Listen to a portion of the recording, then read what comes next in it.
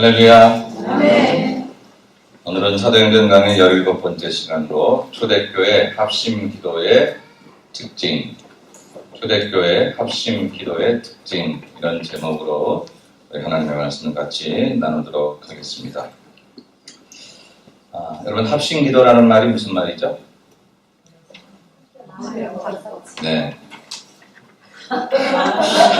뭔가 알아듣긴 알아듣는 것 같은 여러 얘기들이 다 동시에 나와서 여러 사람이 함께 합해서 이렇게 기도하는 교회, 기도가 맞습니다. 여러분이 정의 내린 정의가 맞고요. 혼자서 합심 기도를 할 수 있나요? 원래 합심 기도는 두세 사람 이상 모이는 것이지요. 근데 말씀을 준비하다 보니까 혼자서도 합심 기도를 할 필요가 있더라고요. 오늘은 물론 우리가 함께 모여 하는 합심 기도에 대해서 이야기하려고 하지만 혼자서도 합심 기도를 해야 될 필요가 있다. 혼자서 하는 합심 기도는 왜 어떻게 하는 거냐면 우리 마음에도 여러 마음이 있더라고요. 근데 한 마음에도 서로 다른 생각이 있더라고요.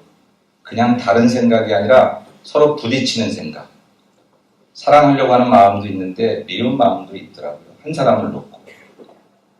그 일을 잘하고 싶은 마음도 있는데 하기 싫은 마음도 있더라고요.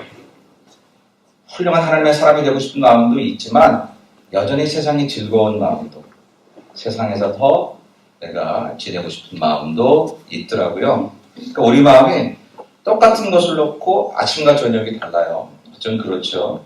어제는 정말 내 인생에 새로운 태양이 떠오르는 것 같았어요. 그래서 이제부터 내일부터 내 인생 이러고 긴 밤 자고 아침에 일어났는데 내 마음속에 왜 또 디프레스가 되고 낙심되고 그러죠? 여러분 그러실 때 없었어요? 어느 날은 그냥 세상을 탁 품에 안은 것처럼 내 안에 사랑이 막 넘쳐나는 것 같고 희망이 넘쳐나는 것 같다가 어느 날은 이렇게 막 합심 기도가 필요하더라고요. 내가 어떻게 한 사람을 사랑도 하고 싶지만 미워도 하고 싶은 그 두 마음을 하나로 만들어야 되고요. 인생이 참 아름다운 거라 생각했던 그 마음과 그러나 내 인생이 왜 이렇게 힘들고 어려울까라고 짜증나고 괴로워하는 이 마음들을 하나로 묶어야 하고요. 내 인생에 똑같은 상황을 놓고 서로 상반되어 나를 괴롭히고 있는 그 마음들을 언제까지 방치해두지 말고 사람 마음이라는 게 그렇지 인생이라는 게 다 그렇지 그렇게 생각하지 말고 내 안에 여러분이 선택하셔야 돼요. 나쁜 마음으로 가기를 원하시면 그 마음을 독하게 먹으시고요. 그럴 리 없겠지만 좋은 마음으로 살기 원하시면 그래도 하나님이 이것을 원하시지 않을까라는 생각을 가지셨으면 자기 마음 정리를 스스로 할 필요가 있다라고 하는 거죠. 필요 없는 것들을 가지치기 하고 내 안에서 내 스스로 하나된 마음으로 사랑과 미움이 결국은 사랑으로 뭉쳐지고 소망과 절망이 결국은 소망으로 뭉쳐지고 내 인생의 여러 가지 갈라진 마음들을 하나로 묶는 것 그것도 우리에게 필요한 합심 기도다. 여러분 꼭 하셔야 됩니다. 저도 그럴 때가 있거든요. 정말 막 떠오르는 태양을 보듯이 그랬다가 또 지는 황혼해를 보는 거죠. 그럴 때가 있더라고요. 근데 그게 삶이 다 그렇지 이렇게 방치해둘 게 아니더라고요. 왜 우리가 하나님의 위대한 자녀들이잖아요. 우리 안에 하나님이 계시고 하나님이 함께 하시면 못할 게 없잖아요. 바울이 말했잖아요. 만약 하나님이 우리를 위하시면 누가 우리를 예, 그건 맨 마지막에 나와야 되는데 누가 우리를 대적하리요? 누가 우리를 송사하리요? 누가 우리를 하나님의 사랑에서 끊으리요? 하나님 우리를 위하시면 두려울 것이 없다고 성경은 얘기하는데 그 성경을 내 삶의 교과서로 믿고 살아간다고 다짐하는 우리들은 실제 살기는 성경과 전혀 다르게 살아간다면 성경이 문제 있는 게 아니라 우리가 문제 있는 거잖아요. 고쳐야지요. 성경이 그렇게 말했다면 우리는 그렇게 될 수 있는 거거든요. 내 마음을 이 갈라진 내 마음을 합심해서 하나 되는 마음으로 만드는 것. 오늘 우리가 함께 모여 기도하는 합심 기도 그거 말고도 나 혼자만의 합심 기도가 참 중요하다. 오늘은 이게 주제가 아니었기 때문에 여기까지만 얘기하고 우리 초대교회 합심 기도의 특징을 이야기하려고 합니다. 초대교회는 누가 뭐라 해도 기도로 세워진 교회입니다. 여러분 초대교회가 세워진 얘기가 사도행전 어디에 나와 있습니까? 사도행전 몇 장? 사도행전 성령 마가의 나락방에 성령 강림한 사건이 성령 몇 장이요? 사도행전 2장입니다. 그동안 강의를 열심히 했는데 사도행전 2장은 마가의 다락방의 오순절날 마가의 다락방에 성령이 강림하여 초대교회가 시작된 그런 장이잖아요. 교회 시작하면 마태복음 16장에 예수께서 교회를 언급하신 얘기가 시작이고 실제로 그것이 나타난 것은 사도행전 2장에 마가의 다락방에 오순절 강한 성령 강림이 임하신 그것이 첫 번째 시작입니다. 그런데 그 교회 구성원들이 그 교회가 시작되기 전에 이미 사도행전 1장에 보니까 함께 모여서 뭐 했어요? 오로지 기도에 힘썼더라. 예수님 승천하신 이후에 예수께서 말씀하시기를 너희들은 예루살렘을 떠나지 말라고 했어요. 뭐 하기까지? 약속하신 것을 받기까지. 성령이지요. 그것을 받기까지 떠나지 말고 그리고 기다리라고 그랬어요. 예수님 부정하시지. 당신이 계셔도 힘든 세상이었는데 예수님 따라다니고 예수님과 함께하며 때로 위로를 받긴 했지만 그래도 막판에는 예수님 십자가에 처형한 그 사람들이 자기들도 얼마나 그러려고 했는데 잠깐 부활하셔서 이렇게 몇 번 부활하신 모습을 보면서 힘을 얻긴 했지만 하늘로 올라가시니까 또 얼마나 힘 빠졌겠어요. 근데 예수님께서 흩어지지 말라는 거예요. 그 위험한 현장 예루살렘을 떠나지 말라고 하는 것이죠. 근데 이들이 그 약속하신 것을 받으려고 예수님 말씀을 듣고 예루살렘 한 곳에 마가의 다락방에 모였습니다. 뭐 했을까요? 이제 우리가 새로운 그런 어떤 미래를 위해서 조직을 만들자, 제도를 짜자, 전략을 세우자, 비전을 가지고 행동하자 그런 얘기 하나도 성경에 기록되어 있지 않고 성경은 오로지 기도에 힘썼더라. 우리 개혁 한글에는 개혁 개정에는 우리가 쓰고 있는 거기는 오로지라고 되어 있고 전에는 우리가 늘 쓰던 개혁 한글에는 전혀 기도에 힘썼다 그렇게 이야기하고 있습니다. 교회가 시작되기 전에 이들은 기도에 힘썼던 사람들. 하나님은 초대교회를 세우실 때 기도하던 사람들을 통해서 교회를 세웠다라고 하는 것이죠. 똑똑한 사람, 잘난 사람, 전략이 많은 사람, 조직과 제도가 풍성한 사람 이런 사람이 아니라 그냥 기도하던 사람들을 통해서 하나님께서 세우셨다라고 하는 것입니다. 그래서 초대교회는 기도로 시작된 교회입니다. 그리고 우리가 이제 사도행전 역사를 쭉 읽어보면 그들은 합심해서 기도할 때가 참 많았어요. 여러분 복음서에는 제자들이 합심해서 기도하더라 이런 얘기가 별로 안 나와요. 별로 안 나옵니다. 제자들이 합심해서 기도한 것보다는 예수님께서 기도하시는 모습을 많이 소개하고 있습니다. 제자들이 합심해서 기도했다는 얘기가 나오지 않을 뿐더러 요한의 제자들은 예수님께 말을 바리새파 사람들은 예수님께 말하기를 요한의 제자들은 금식도 하고 기도도 하고 그러는데 당신 제자들은 왜 먹고 마시고 놀고 있습니까? 그렇게 얘기할 정도예요. 물론 예수님께서 당신을 가리키면 신랑이 함께 있는데 이 신랑이 함께 있어 청국잔치가 벌어졌는데 그들이 먹고 마시면 논다. 육으로 먹는 것을 그 사람들은 얘기했지만 예수님과 함께 거하는 것을 얘기한 거죠. 그렇게 얘기할 정도로 그들이 합심해서 기도하고 이런 모습이 나오지 않는데 사도행전에 들어와서 예수님께서 하늘 승천하신 이후에 초대교회는 합심하여 기도하는 일들이 일어납니다. 특별히 지도자들이 어려움을 당하고 베드로가 옥에 갇힐 때도 그들은 열심으로 기도했습니다. 바울이 옥에 갇힐 때도 기도했고요.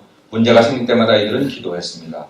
오늘도 사도 베드로와 요한이 우리 지난 시간에 들은 대로 내가 하나님의 말을 듣는 게 옳으냐 사람의 말을 듣는 게 옳으냐 그런 현장에 있었다. 즉 신문 받았던 그 현장에 이 사람들은 기도하고 있었다라고 하는 것이죠.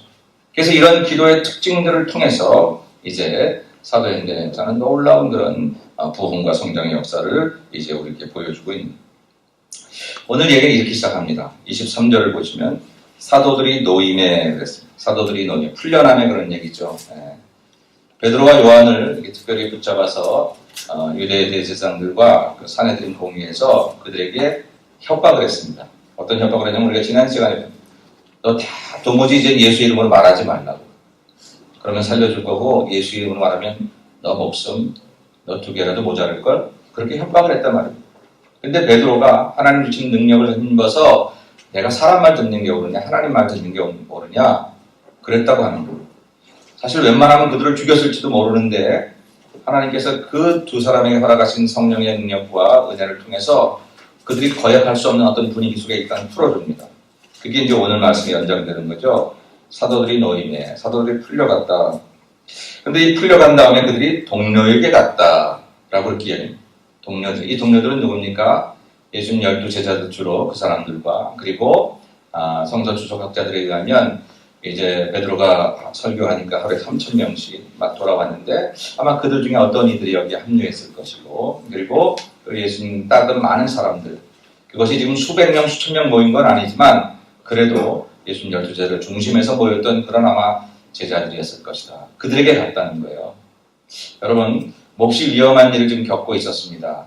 어쩌면 그 신문장은 이들에게 사형 언도를 내릴 수도 있고 이제 이들에게 어떤 모든 삶을 다 끊어버릴 수 있는 그런 환경에 처해있던 사람들이 거기서 벗어나면 대부분 일단 어디를 돌아갑니까? 집으로 돌아가죠. 옥에서 이렇게 풀려난 사람들은 대부분 집으로 돌아가기 마련입니다. 근데 베드로와 요한은 그들이 풀려나서 동료들에게 갔다는 거예요. 이 동료들이 아까 얘기했다시피 예수님 제자들 자기들이 함께 한 길을 걸어가려는 믿음의 동지들이었다라고 하는 것이죠. 저는 이 본문을 보면서 돌아갈 곳이 있는 사람은 참 행복하다. 그리고 감사하다. 내가 방황하다가 방황의 끝에서 돌아갈 것이 없다면 방황하는 것도 별로 즐거운 일은 아니지만 방황하다가라도 언제나 돌아갈 것이 있다면 그건 참 감사한 일이다. 헤매다가도 위협을 당하다가도 마치 하루에가 맞도록 놀긴 놀았는데 황혼역이 됐는데 돌아갈 집이 없으면 그 사람은 정말 불쌍한 거 아니겠습니까? 그런 것처럼 돌아갈 곳이 있는 것은 참 귀하다.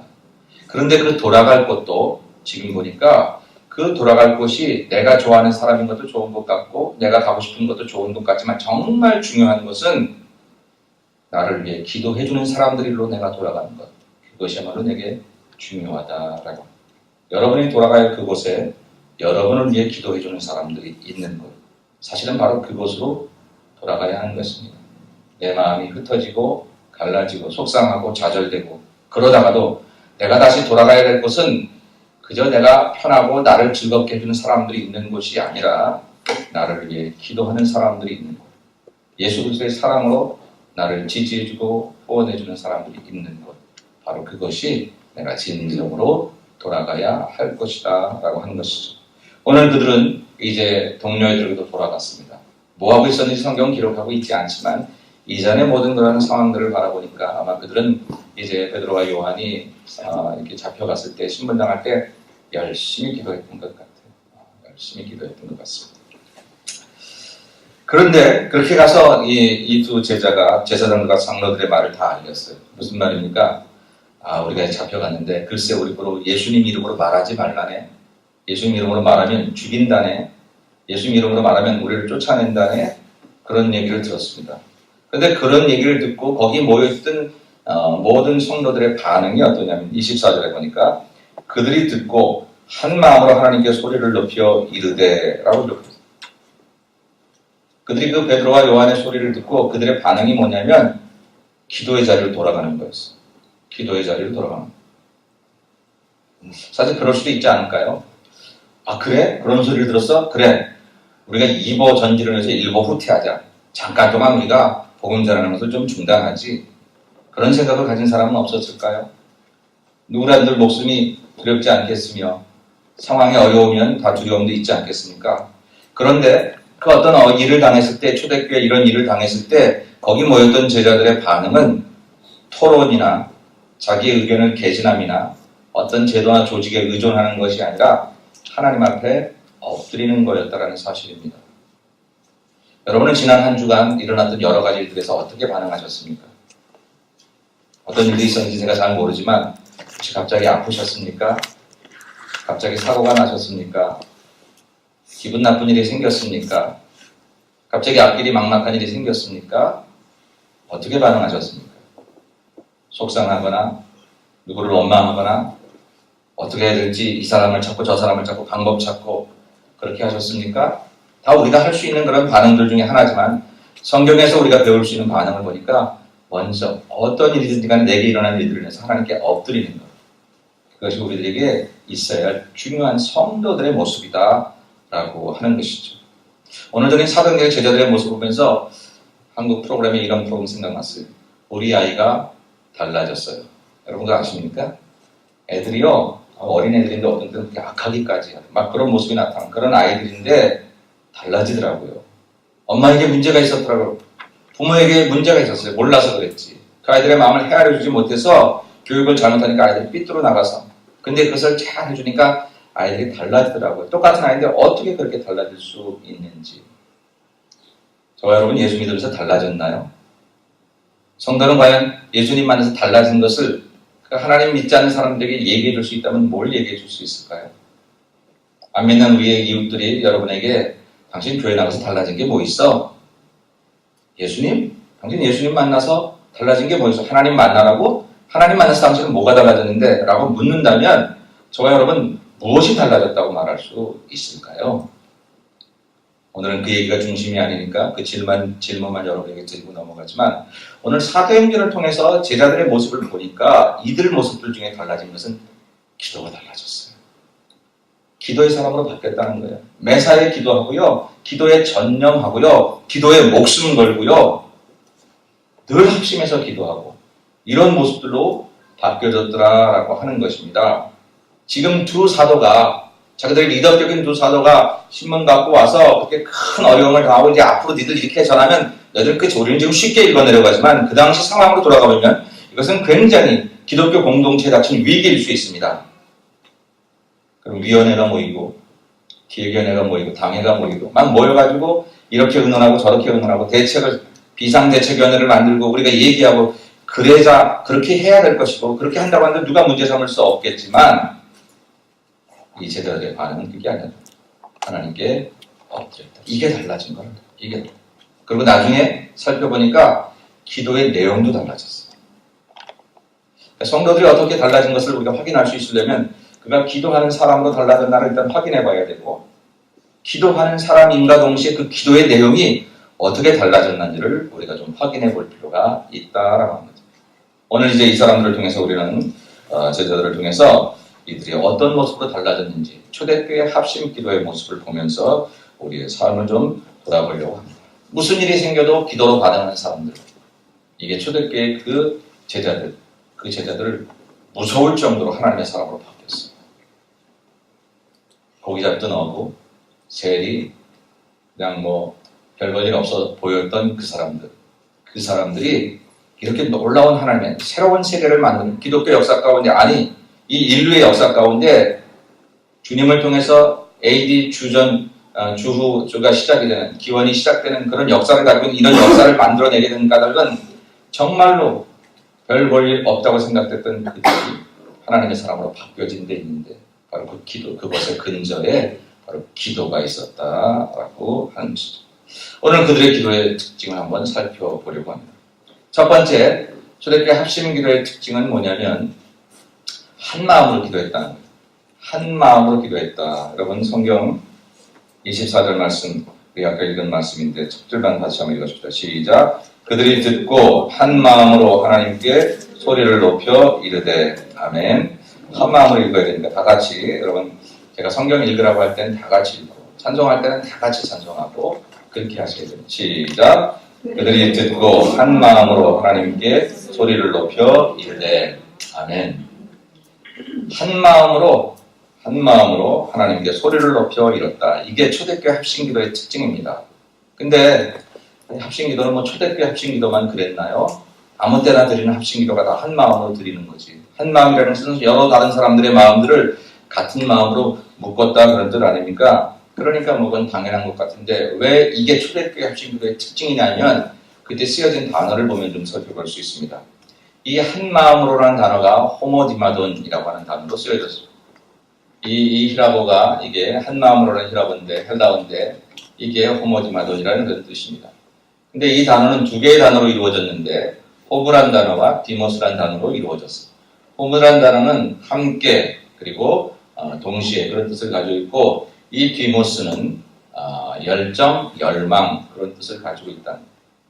그러니까 호모디마돈 한 마음으로라고 하는 마음에는 그냥 생각이 다른 사람들을 하나의 생각으로 마음으로 모았다 그것만 있는 게 아니라 열정을 모았다는 말이 들어갑니다. 대단히 놀라운 일입니다. 대단히 놀라운 일. 초대교회 합심기도의 특징은 그들이 한 마음으로 한 열정을 가지고 일했다. 그래서 그것을 다시 정리해보면 한 마음으로라는 말은 하나의 열정으로 일치된 마음으로 그냥 생각이 같아지거나 혹은 같으려고 노력하거나 그것이 아니라 열정이 같아졌다라고 하는 뜻을 가지고 있다는 거예요. 거기에 놀라운 일이 일어나게 됐어요. 여러분 우리가 합심기도 한다 그러면 교회에서 합심기도 하려면 다 같이 기도합니다. 그 자리에 참석한 것 합심기도를 잘 하려고 참석하신 건 맞습니다. 그래서 같은 기도 제목을 가지고 같이 기도합니다. 거기까지도 귀하지만 진짜 초대교회가 했던 합심기도처럼 하려고 하면 열정이 같아져요. 열정이 같아져요. 어떤 기도 제목을 놓고 같은 열정을 가지고 기도해야 합니다. 오히려 성도들은 위기를 당하면 우리가 이렇게 열정이 같아질 때가 있더라고요. 우리 교회도 누가 아프거나 이렇게 어려운 일을 당하면 성도들이 제가 얘기하지 않아도 굳이 나오라 하지 않아도 그를 위해서 기도하겠습니다. 그러면 같이 나오시기도 하고 정말 뜨겁게 기도하더라고요. 그건 참 귀한 일입니다. 앞으로도 그렇게 됐으면 좋겠는데 근데 그것만이 아니라 그렇게 슬픔과 아픔을 위한 일만이 아니라 하나님의 나라와 비전을 위해서 또 우리의 모든 일들을 위해서 또 우리 교회를 위해서 우리가 이렇게 한 마음으로 기도하자고 할 때 그때 같은 생각을 가지고 같은 열정을 가지고 기도하는 것은 너무너무 필요하다라고 하는 것이죠. 그게 바로 한 초대교회에서 합심기도의 특징, 한 마음으로라고 하는 뜻이다라고 하는 것입니다. 부부가 똑같은 생각을 가지고 있는 것 같지만 여러분 열정이 다르면 그 농도가 달라집니다. 같은 부부라 할지라도 물론 부부간의 생각이 많이 다르죠. 저도 우리 집사람하고 생각이 다른 게 많아요. 근데 항상 여자 말을 듣는 게 낫다 그러더라고요. 동의하시는 거죠? 남자분들 아멘 하셔야 돼요. 여자 말 많이 잘 듣는 게 좋습니다. 데이비스라는 아멘? 아멘. 웬디 이렇게 보입니다. 근데요, 그냥 생각이 다른 것을 꼭 갖춰놨다고만 되는 게 아니에요. 열정이 다르면요, 그래 알았어 그렇게 해. 근데 달라요. 아무 일도 일어나지 않아요. 열망과 열정이 같아져야만 거기에 역사가 일어나더라. 왜 초대교회 합심기도가 이렇게 특별한 능력을, 기적들을 일어나게 되었는가라고 하면 그들은 생각이나 마음만 같이 한 게 아니라 열정을 같이 했다라고 하는 것입니다. 우리 한번 우리를 보십시다. 우리 교회에 어떤 기도 제목을 한다면 여러분 저마다 생각이 다를 거예요. 그렇게 한다고 되나? 저렇게 해야지. 여러 생각들이 있을 것입니다. 모든 사람의 생각을 동일하게 똑같이 만족시키기는 어렵습니다. 그러나 우리가 이렇게 또 마음을 모아서 그래 내 생각은 좀 다르지만 이렇게 하기로 하자라고 기도하면 그 정해 놨으면 이제 그 기도를 가지고 우리가 한 마음으로 기도해야 되는데 그때 문제는 그래 난 이제 반대 안 할게. 그래서 한 마음이 된 게 아니더라고요. 초대교회는 그냥 생각을 조금 고쳐먹거나 반대를 안 해서 한 마음이 된 게 아니라 열정이 같아졌어요. 열망이 같아졌습니다. 누가 한번 목숨을 내놓아야 되는 일로 그들이 마음을 한 마음으로 먹기로 작정하면 너나 할 것 없이 같은 마음으로 같은 목숨을 내놓는 마음으로 그것이 하나님께 매달려지게 될 때에 그때에는 폭발적인 역사가 일어났다라고 하는 것입니다. 제가 이 말씀을 준비하면서 그래서 하나님 우리 모든 부부들의 가정에 아내와 남편의 영적인 열망이 같아지게 하옵소서. 남편은 혹은 아내는 열심히 예배드리자고 하는데 아내는 남편은 또 한 사람의 다른 짝은 그거에 대해서 소망을 잃어버리고 희망을 누구 책임을 탓할 문제가 아니고 내 안에 열망을 끄집어내야 할 때가 되었어. 왜? 여기 하나님 교회니까 하나님 계시는 곳이니까 내 삶에 하나님이 임재하시니까 세상이 다 황무하다고 할지라도 나 한 사람 바로 서면 이 황폐해진 땅에 노아가 내려서 노아를 통해서도 황폐해진 땅을 개간했던 것처럼 땅이 좋아야 내가 복을 받는 게 아니라 내가 하나님의 사람으로 살아있으면 황폐한 땅을 개간할 수 있는 것이 하나님의 법칙인즉 부부간에 생각도 같아지고 열망도 같아지는 그런 삶을 살아야겠다 하는 것을 가지고 기도하게 됐고 또 뿐만 아니라 우리 마을에서도 어떤 하나의 이슈를 놓고 이 생각 저 생각 다 다룰 수 있습니다. 우리 지난 주간에 야외에 갔는데 찌개를 먹자 고기를 먹자 다 다룰 수 있잖아요. 찌개를 이렇게 끓이자 뭐 고춧가루를 더 넣어라 마라 다 다룰 수 있지 않습니까? 사람 생각이 다 그래요. 다 다룰 수 있는데 중요한 사실은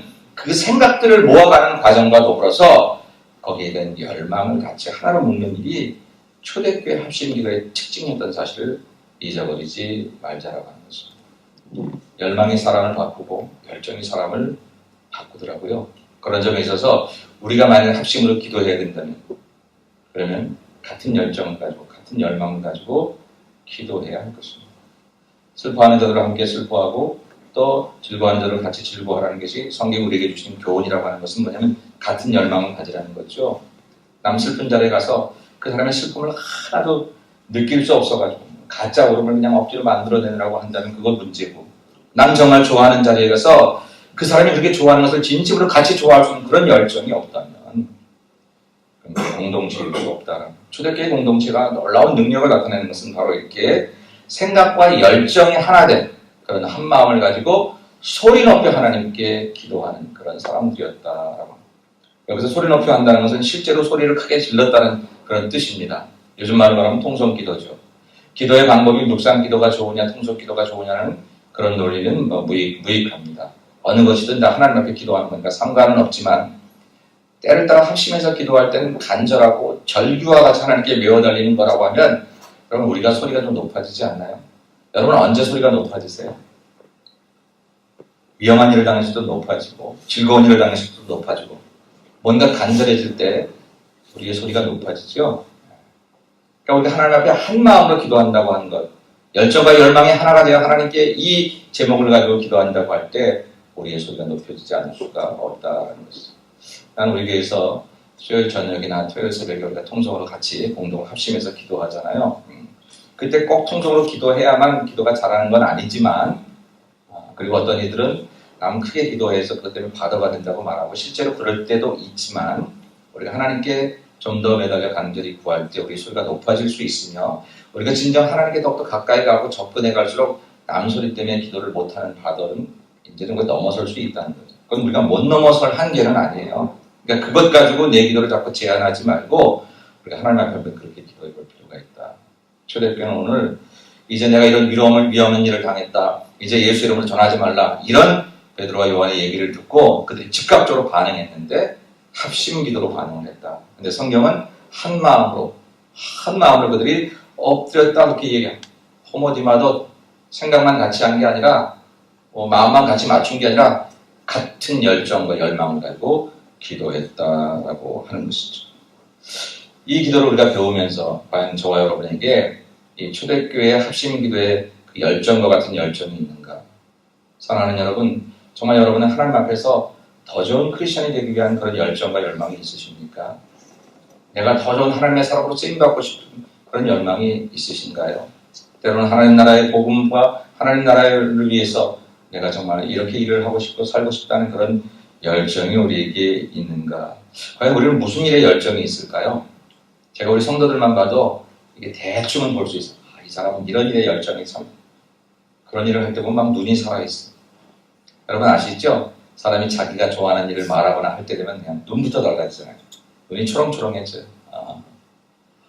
하나님을 위해서 특별히 기도할 때, 하나님 앞에 기도할 때 이게 정말 하나님께 큰 일을 찜해서 불을 붙이는 그런 자리라는 생각을 가지고 여러분 그렇게 나올 수 있다면 얼마나 좋을까. 나는 여러분들이 주의를 잘 지키는 거 정말 귀하고 주의를 성수하는 것이 우리에게 중요한 일이지만 그것으로 우리 자신들을 지켜나갈 수 있다고 생각하지 않기를 바라며, 여러분 개인적으로 기도해야 되지만 우리 복리회에 있는 기도의 시간들을 소중히 여겼으면 좋겠습니다. 힘들고 어렵다고 생각하지만 말고 같이 기도하는 그 시간에 와서 합심해서 기도. 자녀를 잘 키우고 싶으세요? 부부가 합심해서 나와서 제단 앞에 와서 기도하고 그렇게 마음을 가지고 하나님께 기도하면 그 자녀 하나님 책임지시지 않을까요? 인생의 문제가 어려우세요? 환난날에 부르짖으라고 말씀했던 그 하나님 앞에 와서 합심해서 우리가 함께 기도하면 그러면 정말 하나님께서 그 음성을 들어 주실 것이 분명하다. 오늘 초대교회 합심기도의 첫 번째 특징으로 우리가 배울 것은 한 마음으로 소리쳐 기도했다는, 이 한 마음은 바로 생각을 모았다는 뜻이 아니라 생각과 열정을 모았다, 열망을 모았다라고 하는 뜻입니다. 저와 여러분 모두 우리의 생각과 열망을 모아서 우리 위해서 하는 합심기도, 또 마을에서 하는 합심기도, 또 여러분 가정에서 하는 합심기도, 그리고 궁극적으로 나 혼자의 합심기도에 최선을 다하여서 응답을 받으시는 여러분들 되시기를 주의 이름으로 축원합니다. 두 번째 특징은 뭐냐면요. 두 번째 특징은 이들의 기도의 내용이 바뀌었어요. 두 번째 특징은 뭐냐면 이들이 복음 전파를 위해 쓰임받는 사람이 되게 해달라고 기도한 거예요. 여러분 29절을 한번 같이 읽어보겠습니다. 29절 다 같이 시작. 주여 이제도 그들의 위협함을 굽어보시옵고 또 종들로 하여금 담대히 하나님의 말씀을 전하게 하여 주시오며. 아멘. 주여 이제도 그들의 위협함을 굽어보시옵고, 이게 무슨 얘기예요? 자기들 죽이겠다고 하는 것 하나님 아시지요? 이런 상황입니다. 특별히 어떻게 하면? 예수의 이름을 전하면, 하나님 나라의 복음을 전하면. 그런데 그런 상황 아시죠? 해놓고 그렇지만 나는 계속해서 하나님 나라의 복음을 전하게 해달라고, 담대히 하나님의 말씀을 전하게 해달라고 그들이 기도하게 되었다고 합니다. 그들의 합심기도의 특징은 무엇을 주세요가 아니라 무엇으로 쓰임받게 해달라고 기도했다라고 하는 것입니다. 무엇을 주세요 하는 기도가 잘못된 것은 전혀 아닙니다. 저도 여러분들을 위해서 기도할 때 오히려 대부분 많은 것들이 하나님 아무개 성도에게 힘을 주세요. 물질을 열어주세요.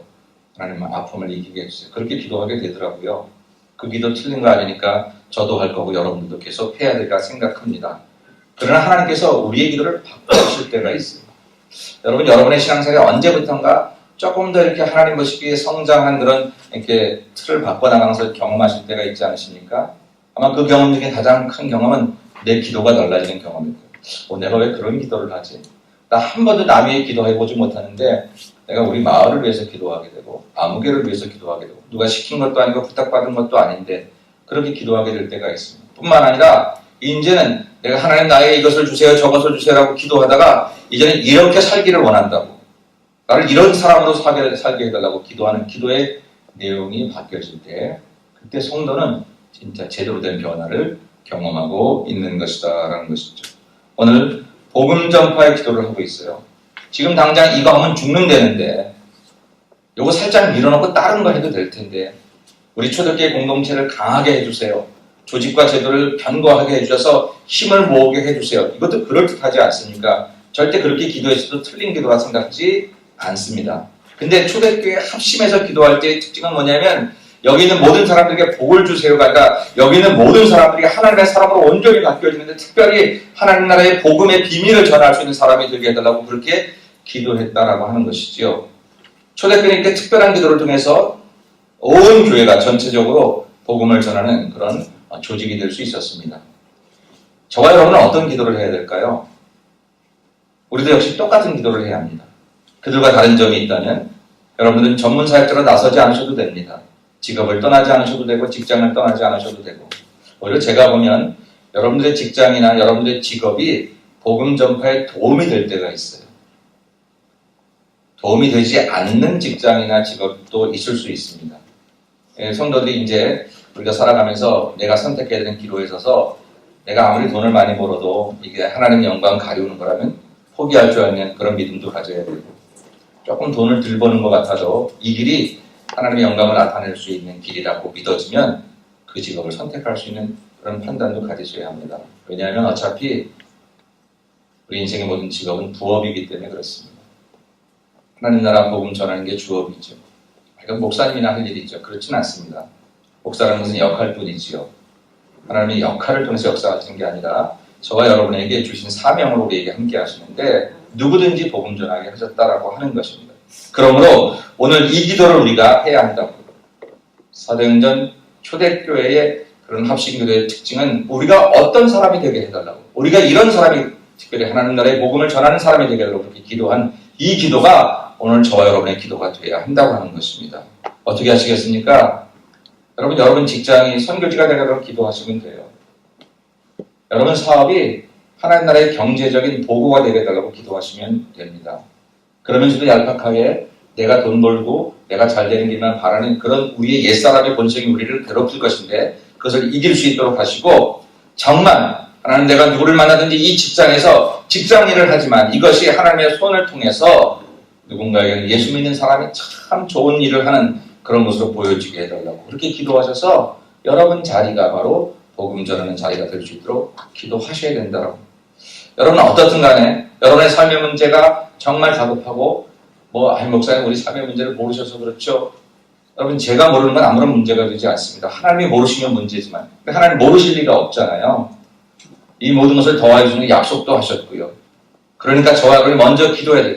이제 우리가 예수 믿으면서 조금 더 달라져야 될 부분 가운데 하나는 우리의 기도가 하나님 이거 주세요라는 기도도 필요하지만 하나님 이렇게 살게 해주세요. 특별히 하나님이 원하신 대로 살게 해주세요. 복음 전하면 죽이겠다고 말하는 그 현장에 갔다 돌아와서 다시 기도하기를 하나님 거기에 굴하지 않게 하시고 이 복음을 전하게 하옵소서라고 얘기하는 바로 그 사도들의 합심기도의 특징을 우리가 지금 경험한다면 하나님 세상이 더 즐거워요. 그래도 내가 하나님 나라 복음을 말하는 게 더 즐겁게 해주세요. 이렇게 기도해야 되는 것이고 하나님 내가 아직 돈을 더 많이 벌어야 돼요. 그래도 하나님 이 돈이 나를 노예 삼지 않고 내가 돈을 노예 삼아 하나님의 영광을 쓸 수 있는 사람으로 변하게 해달라고 그렇게 기도해야 되고, 하나님, 내가 저 사람들에게 정말로 어떤 영향력 있고, 이렇게 인생에 도움을 줄 수 있는 그런 사람이 되는 것보다 예수를 전하는 사람으로, 예수를 드러내는 사람으로, 혹시 싫어해도, 예수님을 얘기할 때 그들이 괴로워해도, 그래도 나는 예수를 전할 수 있는 사람으로 바뀌어지게 해달라고 그렇게 기도해야 된다. 기도의 스케일이 달라요. 이들도 원래 이런 사람들이 아니었어요. 모르긴 몰라도 베드로 한 사람만 봐도 베드로가 예수님 만나기 이전의 삶을 우리가 알지 못하기 때문에, 성경에 기록되어 있지 않기 때문에 여러 다른 자료를 좀 추측해 볼 수 있지만, 갈릴리 호숫가에서 고기 잡던 어부였습니다. 예. 세상을 위해 기도하던 사람이 아니었어요. 다른 사람의 아픔을, 내 아픔을 가지고 기도하던 사람 아니었고요. 한 사람을 천국으로 인도하지 못해서 애쓰던 사람이 아니었어요. 근데 이 사람의 기도의 스케일이 달라졌어요. 고기 많이 해달라는 기도는 이 애정안에 벌써 없어버렸고요. 예. 자기 잘 살게 해달라는 기도도 없애버렸어요. 어떻게 이렇게 달라질 수 있었을까? 그들이 합심하여 기도하는 법을 통해서 사람이 달라지기 시작한 거예요. 여러분, 홀로 기도하는 것도 굉장히 중요하지만 합심해서 기도하면 우리 기도가 커집니다. 하나님께서 서로를 통해서 우리를 강하게 해주시거든요.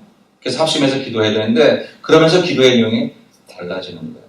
나는 여러분들이 제가 블레싱 61을 이렇게 선포하고 사실 겉으로 보기에 별것도 안 하고 아무것도 안 합니다. 그냥 그것이 하나님께서 우리에게 주신 삶의 사명, 삶의 부탁이라고 믿어지길 바랍니다. 하나님께서 사람에게 복음을 전하게 하신 것은 우리 먼저 믿을 사람에게 주시는 공통된 그런 하나님의 사명입니다.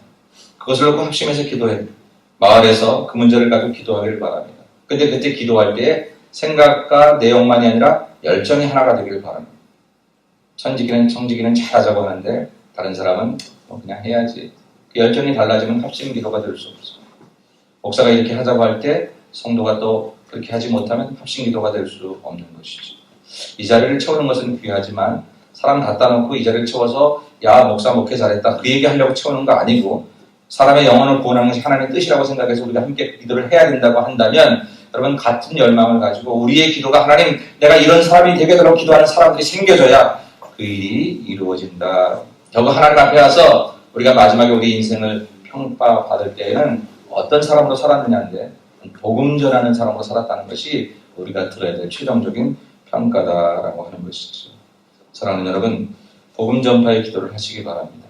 그리고 그 기도를 마을이 모일 때마다 하시고, 그리고 내 마음이 달라질 때마다 아니면 누가 할 사람 없나 이런 생각이 들어갈 때에도 하나님이 그래도 내가 너를 통해서 누군가를 구원하기 원하신다는 그 생각을 가지고 마음을 하나로 모아서 혼자도 합심 기도를 드리고 두세 사람 모이고서 합심 기도를 행할 때에 하나님의 역사는 우리 가운데 나타나게 될 줄로 믿습니다. 마지막으로 세 번째, 이 초대교회 합심 기도의 특징은 뭐냐면 이들의 기도가 치유의 기도, 능력의 기도로 바뀌었어요. 30절 말씀을 같이 보십시다. 손을 내밀어, 다 같이 시작. 손을 내밀어 병을 낫게 하시옵고 표적과 기사가 거룩한 종 예수의 이름으로 이루어지게 하옵소서 하더라. 아멘. 우리 삶의 문제를 결코 소홀히 하지 않았어요. 근데 그것을 뭘 달라고 한 게 아니라 예수의 치유의 능력이 나를 통해서 나타나고, 그리고 표적과 기사가 거룩한 종 예수의 이름으로 이루어지게 해달라고 기도했다는 사실입니다. 여러분, 이 사도들의 기도가 얼마나 달라졌느냐면, 이 험하고 악한 세상에서 나를 넘어뜨리는 모든 무익한 영들 살려주세요, 도와주세요, 그런 게 아니라 내게 그런 능력이 있음을 깨닫게 하시고 이제는 그 능력을 사용하는 사람으로 살게 해달라고 기도하는 것으로 바뀌었다는 거예요. 무슨 얘기입니까? 어려운 문제가 있습니다. 하나님, 저 이런 어려운 상황인 거 아시죠? 하나님 도와주세요, 살려주세요. 이렇게 기도하면 하나님 물론 들어주시긴 하겠지만 하나님 이렇게 물으실 수 있다는 거예요. 이미 줬잖아, 그 능력. 이미 너한테 그 능력이 있어.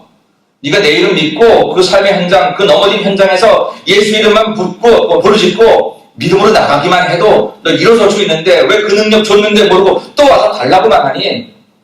하나님 그러실 수 있는 거예요. 이 땅의 많은 교회들에게, 많은 크리스찬들에게 하나님 그토록 많이 주셨지만 우리는 마치 안 준 사람처럼, 안 받은 사람처럼, 처음 경험하는 사람들 하나님 주세요 주세요 그 얘기만 하고 있다는 것이죠.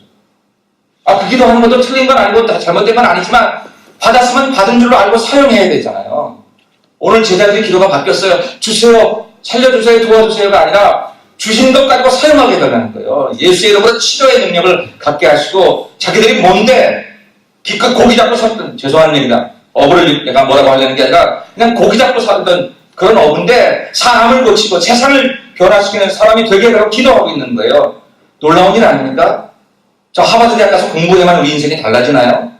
여러분 뭐 얼마나 돈을 잘 벌어야 여러분이 세상을 바꾸겠습니까? 그걸로 바꿔진다는 게 아니라 오직 예수의 이름, 예수의 능력, 바로 그것을 소유하면 달라진다는 거예요. 치유의 능력이 내게도 나타나고 나를 통해 너에게도 나타나고 표적과 기사가 내 삶에 일어난다는 거예요. 맨날 미리미리 인생 살지 않고 힘들고 어려운 인생을 살아가지 않고 예수 이름 때문에 우리가 오른손 높이 들고 찬양하며 능력 있게 살아갈 수 있다고 하는 이미 주셨다는 거예요. 이제 기도는 그 주신 것 사용하게 해달라고, 그 주신 것 내가 깨닫고 멋지게 살게 해달라고 그렇게 기도하는 사람으로 바뀌었다는 것이죠.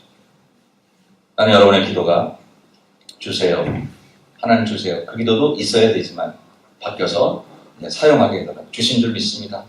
그냥 사용하겠어요. 여러분 한번 사용해 보세요. 사용하는 경험이 있어야 내게 있는 걸 알아요. 있는 걸 알아요. 여러분이 사용해본 경험이 없으면 맨날 달라고만 할 수밖에 없어요. 근데도 경험이 없으니까 안 주는 것 같아서 또 달라고 하는 거죠. 이미 주셨습니다. 사도들에게만 주신 게 아니라 저와 여러분에게 주셨습니다. 근데 이거를 초대교회는 합심기도 하다가 많이 경험한 거예요. 합심기도 하다가 그들의 신앙이 커졌어요. 나는 우리 교회 마을들이 모여서 합심기도 하기를 바라요. 모여서 너무너무 재미나게 얘기 잘하고 하는데 사람 얘기, 힘든 얘기, 어려운 얘기도 하는 것도 좋지만 합심해서 기도하고 우리 교회가 모일 때마다 합심해서 기도하고 저와 여러분의 삶의 인생에 어떤 위기가 닥치거나 어려움이 왔을 때 어떤 반응? 일단 기도의 자리에 서는 반응. 이런 사람과 교회가 된다면 걱정할 거 없습니다. 우리를 놀랍게 변화시킬 것입니다. 저와 여러분이 서로 놀라고 나도 놀라고 너도 놀라는 그런 놀라운 기적의 사람으로 바뀔 수 있는 것은 합심기도를 통해서 이루어질 수 있다는 것입니다. 오늘 이 합심기도를 통해서 마음과 생각과 열정을 하나로 모으고 그리고 우리가 하나님 복음을 전하는 사람으로 살겠다고 다짐하는 기도가 여러분에게 있었죠. 그리고 이미 주신 치유와 표적과 기사의 능력을 사용하며 살게 해달라고 마침 크리스찬되게 해달라고 그렇게 기도하셔서 서로 기도하다가 우리가 그렇게 되어집니다. 그랬더니 오늘 마지막 31절 다 같이 끝내겠습니다. 다 같이 시작. 일기를 다함에 모이는 곳이 진동하더니 우리가 다 성령이 충만하여 담대히 하나님의 말씀을 전하리라. 아멘. 그렇게 기도했더니 막 진동했다는 거예요. 막 떨렸다는 거예요. 우리 몸이 떨리고요. 아마 그 지역이 떨렸을 거예요. 다 같이 지진 난 것처럼 그런 경험들을 했을 거예요. 그리고 그들이 담대한 사람으로 바뀌었다고 하는 거예요. 저와 여러분의 인생 이런 놀라운 기적적인 역사가 합심하여 기도하는 것을 통해서 일어나는 귀한 축복의 사람들 되시기를 주님의 이름으로 간절히 축원합니다. 기도하십시다.